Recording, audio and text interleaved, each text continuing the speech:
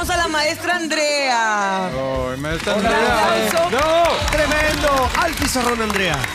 Oye, esta debe ser rigurosa como Qué raro pasar de allá para acá. maestra, por favor. Pero qué raro pasar de allá para acá. De ser Para que no se estudiante a ser la desconcentre. profesora. Bueno, pero vienen los beneficios estudiantiles, Sí, estamos importante. hablando de becas, créditos y becas, créditos son Y tres, ¿no? gratuidad.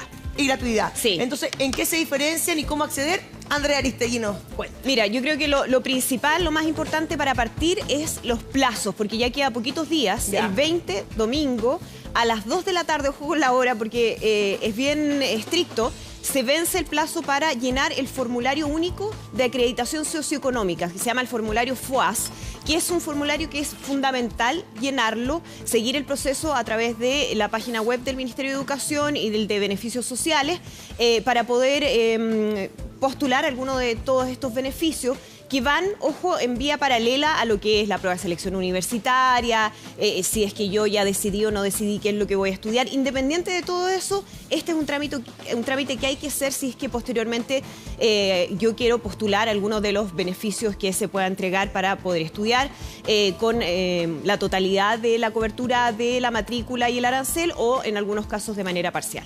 ¿Partamos por la gratuidad? Vamos de inmediato a revisar el tema de la gratuidad, que además lo hemos comentado bastante, Sí, pues, porque ha está sido el polémico. gran tema de discusión, de polémica del último tiempo en términos de la reforma educacional. Bueno, hasta ahora, ¿qué es lo que tenemos con la gratuidad para la educación superior? Lo que cualquier persona tiene que saber es que aplica para carreras técnicas o profesionales, en ambos casos se puede postular, que se puede utilizar, y esto es súper relevante, en instituciones adscritas a la gratuidad. Exacto. ¿Cuáles son esas? Son algunas instituciones que cumplían con los requisitos que estableció el Ministerio de Educación y que están detalladas en también la página del Ministerio de Educación.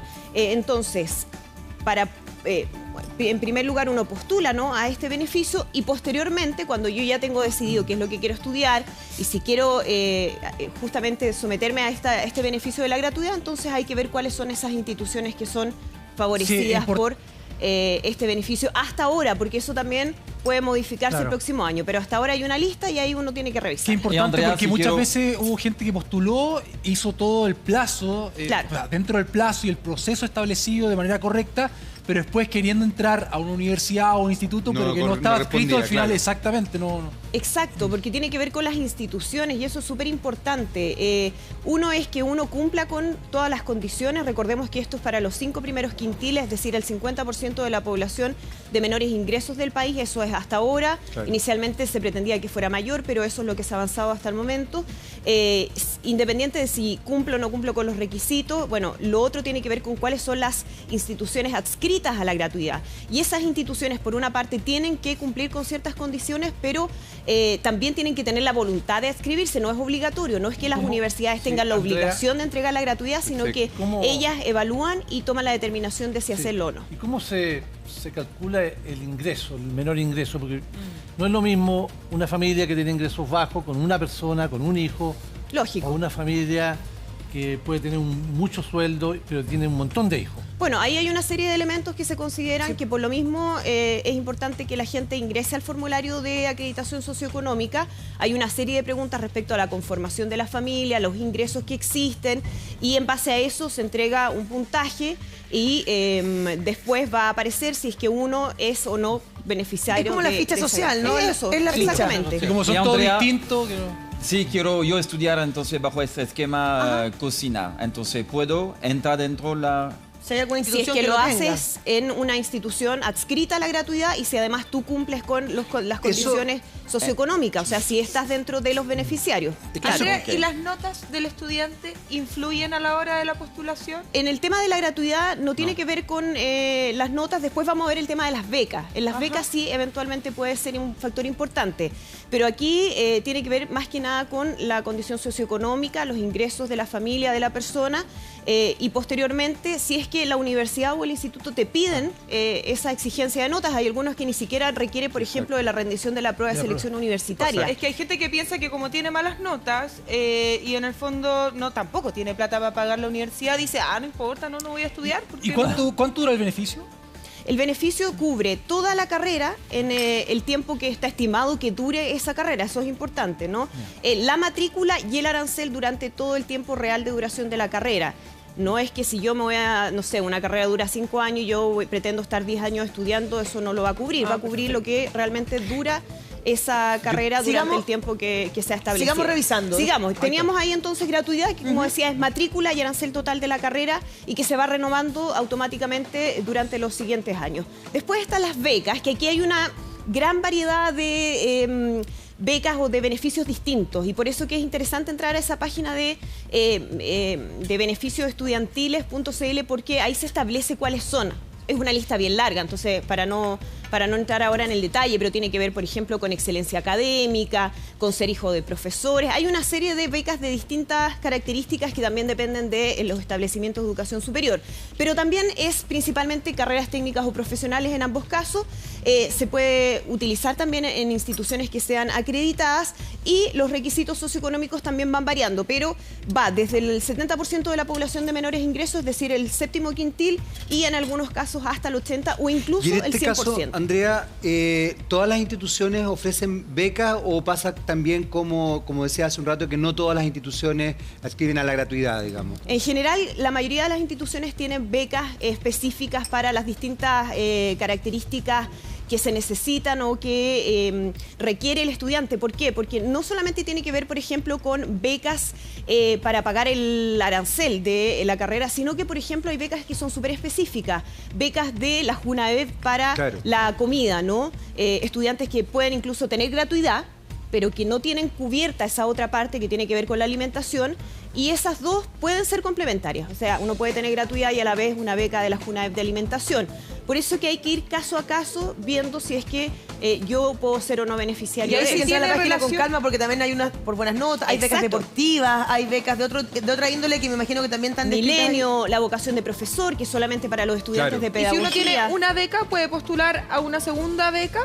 Depende, si son complementarias. Por ejemplo, en el caso de becas de arancel, si se tiene la beca de arancel no puedes tener al mismo tiempo la gratuidad, pues no tiene ningún sentido. En el fondo las dos apuntan a lo mismo. Pero si una beca de alimentación y otra de... Perfectamente. Se pueden tener esas dos becas que son complementarias, hay otras que son para materiales, pero yo creo que ahí hay que revisar con harto detalle porque va a depender de la institución, de las características del alumno y lo que se está buscando. Y dentro de una misma puede ser distinto en el sentido que Javi decía de las becas deportivas, a un deportista le puede dar un 100%, Claro. a otro le puede dar el 70% o en fin. Va variando, claro. Eso va variando de acuerdo a las ¿Y instituciones. Andrea, te pueden quitar una beca una vez que la obtuviste? Sí, por supuesto.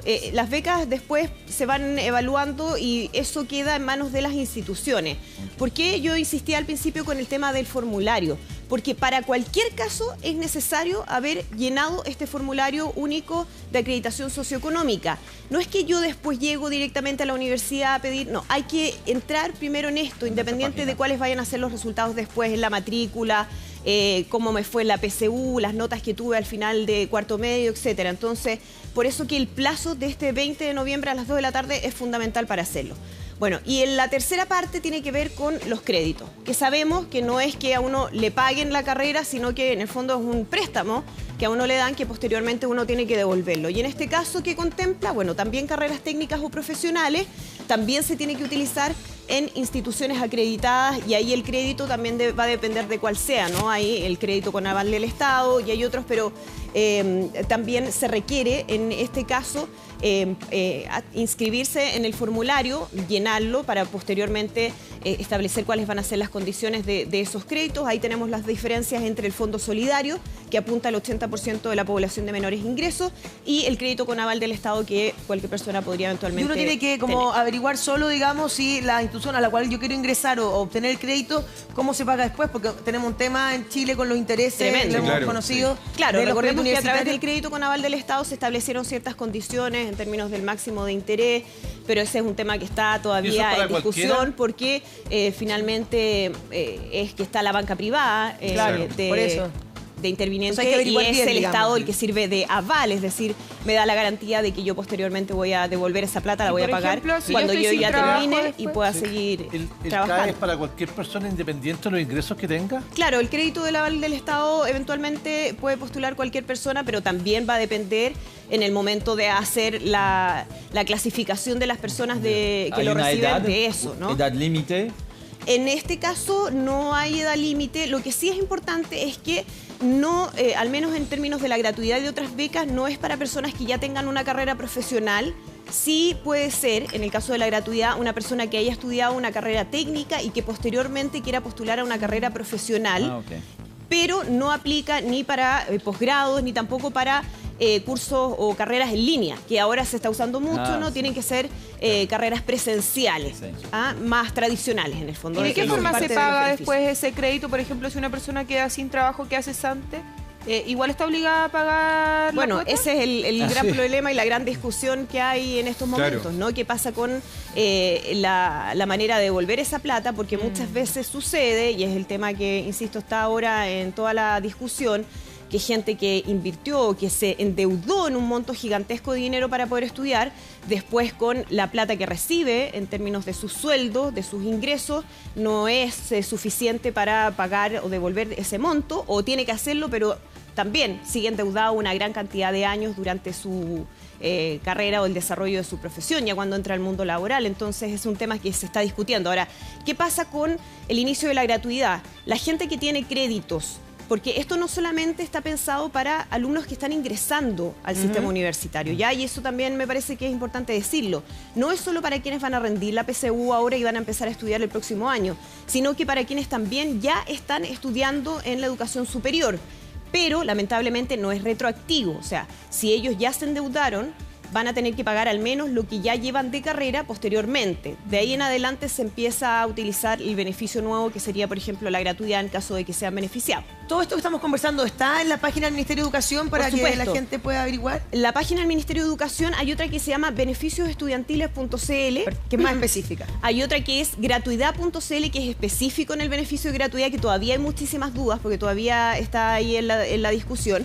Hay un teléfono también, el 600-626-2626, para todas las personas que tengan preguntas bien específicas, y hay ahí mismo en esas páginas web una guía de preguntas frecuentes, por ejemplo, ¿qué hago si es que no tengo estos antecedentes familiares u otros?